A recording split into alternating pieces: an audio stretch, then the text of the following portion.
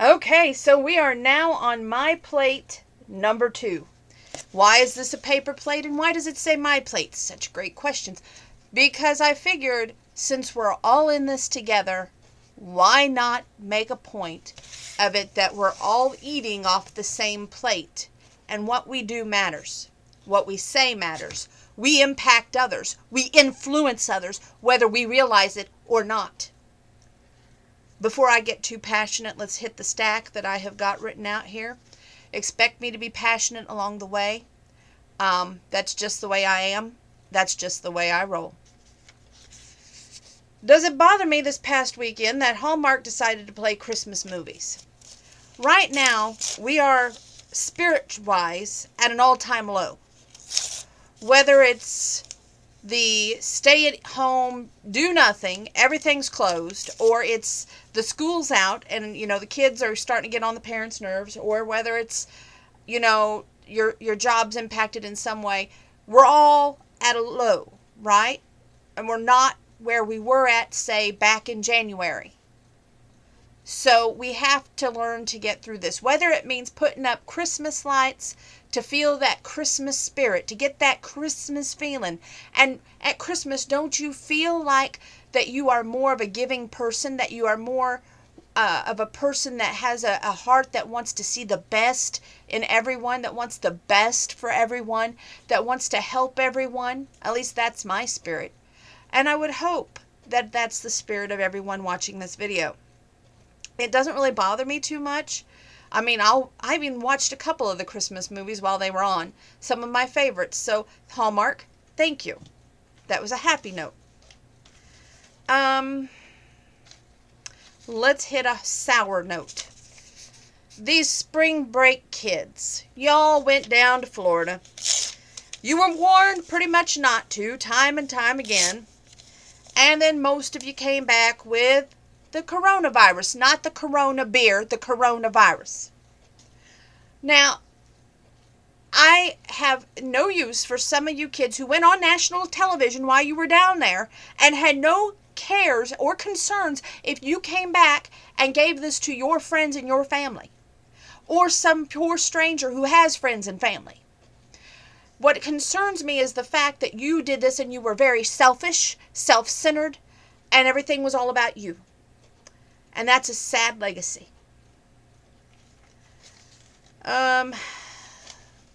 Let's hit it. The stay at home. Yes, it sucks. Yes, the stores we really want to go to aren't open. Everybody's getting on each other's nerves. You can't go in to eat at your favorite restaurant. And, life's not like it was. But you gotta take the lows with the highs. There's an old Glenn Campbell song at this time I think we all need to hear. You got to try a little kindness. And right now, we need that more than ever. Why? Granted, it's not what we want. But did we ask for this virus to come over here? No. Okay? But we got it. We weren't prepared. Obviously, not the doctors, not the nurses, not even our government. However, we have to deal with it. This is the perfect time to reconnect with the days of old. Now, if that means, God forbid, getting off the computer, shutting it down, shutting the phone down, and, I don't know, watching TV, playing a game with the kids, or going outside for a walk with the dog, or maybe just finding something simple in a crossword puzzle, or a book, magazine, old-fashioned stuff, or better yet, adult coloring, some small hobby. You don't have to be the Mozart of music. You don't have to be the Van Gogh of art. You don't have to be the best in anything. You got to give it your all to let your love shine through. Now, I hope that I impacted you on this stay at home. Yes, it's horrible, but think of what happens. It takes one person, one, to impact the rest of this world. And if you staying home saves a life, then I guarantee you, not only will somebody else thank you, but the friends and the family, the co-workers of that other person that you saved by not going somewhere is going to thank you. I told you I'm going to get wound up like an 8-day clock. Let's hit this one first. There was a rumor going around that we were going to have a curfew. Now, I don't know if we are or not. I know our area is on emergency right now. I will tell you, we went into emergency the day that we stopped letting everybody go into the restaurants, the day that life changed, the day that this virus came into town. And we all want it gone at this point. We all want our lives back at this point. We want to be able to go back and resume everyday life. Yes, but you know what? Maybe this is a time to take stock in your life. Maybe this is time to be appreciative and grateful for everything that you have. Maybe you had to get to this point to realize what you had. Don't think of it as the worst days of your life. I want you to start today. Make a journal. Make a journal and put something positive in that journal every single day. You know, there's people, for instance, that can't walk, that are in a wheelchair, and you can walk. Be grateful for that gift. There are people that can't talk, can't hear, can't see. All these are God-given gifts that you have, that you can be grateful for, and use maybe to help someone in need. So please, think about that. Now, a curfew, let's get back to that topic. While it is not the best thing, I think, because I don't want to be a child again, I want to live an adult life. And it's sad when other people abuse the rules and others have to pay for it. And I think that's what happens. We get all these people that think they're above the law and they think lockdown doesn't apply to them. So they abuse that rule. So therefore, they abuse it so much that the law gets fed up. And what are they to do? Have more people in hospitals? They have to have a curfew. It's not the best thing in the world. And goodness knows if somebody came to my door that was not, say, Ryan Pavey at 11 o'clock at night asking me to turn off my lights and go to bed, I wouldn't support that. But if it supports everybody staying home, I say what's wrong with like a 10 o'clock, 11 o'clock curfew? Because, you do have people that work at other places where they don't get home at 5 o'clock every day. So you have to allow time for people to go out, say, get to Wendy's and get home. Or, whatever restaurant of their choice. You're going to really love me on this one.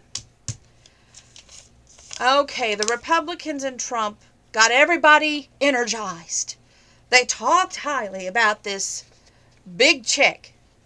Anywhere from $600 to $1,200 was going to be expected. And of course, now that it's not happening, they're blaming the Democrats and Nancy Pelosi. But all I'm going to say is this, okay? And I mean this with all my heart. We can sit there and play the blame game, point fingers, and be like, this, and this. But you got to do a little homework. And I always believe in doing a little homework to back up your work. The GOP bill created a $500,000 slush fund for corporations that only Treasury Secretary Steve Mnuchin had control over. Doesn't require the reporting of recipients for 6 months. Provided no guarantee that Trump's own businesses won't benefit. Has no worker protection and one only week restriction on executive bonuses. Provides a one-time $1,200 check and $600 for those who need it most. Don't listen to the pundits trying to spin them as partisans battle. Senate Democrats were absolutely right to hold the line and reject this corporate bailout. Instead of a $500 billion blank check to the corporations, here's what the bill that should be in the Senate. $2,000 every 2 weeks to every adult for at least 2 months. Universal employment insurance with checks sent to everyone as early as next week. Subsidize the states so they can get unemployment checks out immediately. Expand Medicaid so that anybody who needs to go to the hospital is covered. Money to help the hospitals buy masks, ICUs, and ventilators. Don't believe anybody who says this is complicated. Bail out people, not corporations, by Robert Rich. And that was the best thing I could find on Facebook to back up what I'm saying. When the big checks, I told you all along the big checks weren't going to fly. I said, don't get your hopes up. This right here is why. Do you want it to back up the corporations, or do you want it to help the people in need? Now, personally, there is no free money in this world. Okay? It's like an honest politician, whether you're Democrat or Republican. There is no such thing. They all toe a line that they have to toe up there eventually. But what I'm saying is this, okay? Free money does not exist. We would have to make it up somewhere. And to think that we're going to give it to corporations that even Trump owns, who's going to benefit from that? You know, in the beginning of Trump's own presidency, and I'm not a Trump fan, but I'm going to say this. In the beginning of his own presidency, did he not say that he was not going to take the money that he would be paid to be president? Did he not say that he was going to eliminate the national debt? Now, while you're talking about how good the economy was, how booming it was before the corona tidal wave, think on that. Now we're going to get to some more hot topics. Daycares. I have made myself known on one of the websites for a local TV station, and the girl took it to extremes, is all I'm going to say on that. But the reason it was so personal for me was I personally, if I was a parent, which I hope to be in the future, I would not want my child going somewhere where the owner was known to be sick, refused to go to the doctor. I would not want my child to go somewhere where the employees have been sick time and time again, with this coronavirus especially. And I definitely would not want my kid going there with other kids being sick because of everything the coronavirus can do if they're an asthmatic, and myself being as asthmatic with polycystic ovarian syndrome with pre-existing conditions, and in that space of being most impacted, you have to look at all the negatives and weigh every decision you make. I do not support any daycare having emergency papers in the state of Illinois. Let's just get that straight. And that's all I'm going to say on it. The next three are big ones to me, and I hope they are to you. I think right now, more than anything, we've got to take care of our elders. Whether it's former co-workers, family members, friends, or neighbors, take the gift of time and use it wisely. Take the gift of time to either reach out, pick up that telephone and say, hey, is there anything I can go get you at the store? Or, hey, what are you needing that you don't have that I can get you? And like, any essential need. Because you all seen these things about the toilet paper, how bad it's getting out there, these wild people fighting over toilet paper. Then we got more wild people fighting over, what was the other thing I seen the other day? Besides toilet paper, there was another thing. I think it was milk. Anyway, the essentials. Ask them if they need milk, eggs, bread, water, that kind of thing. Be a help. Be a helper. And you can be an inspiration for other people by showing and being a leader in this time of need.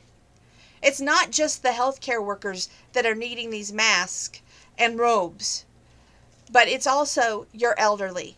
Take care of them. For some of them took care of you for many years. And that is where I'm standing right now. It feels like, everybody is out for themselves, and there's a lot of selfishness, like we've seen with the spring break kids.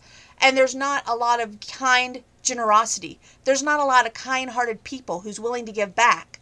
And that's what bothers me. I think we need to be respectful. I think that everyone has an opinion and has their right to it.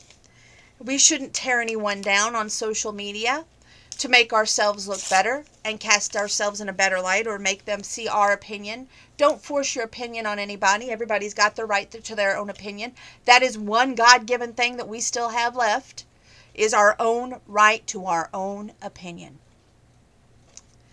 Now, the next thing, this is really big, and I'm going to hit this one very hard. Be an inspiration. Now, with that, I'm talking right now to those baseball players. I'm talking to those basketball players. I'm talking to the professional wrestling. I'm talking to all of you guys that get paid big bucks. You hear the cry of the hospitals, which you know what they need.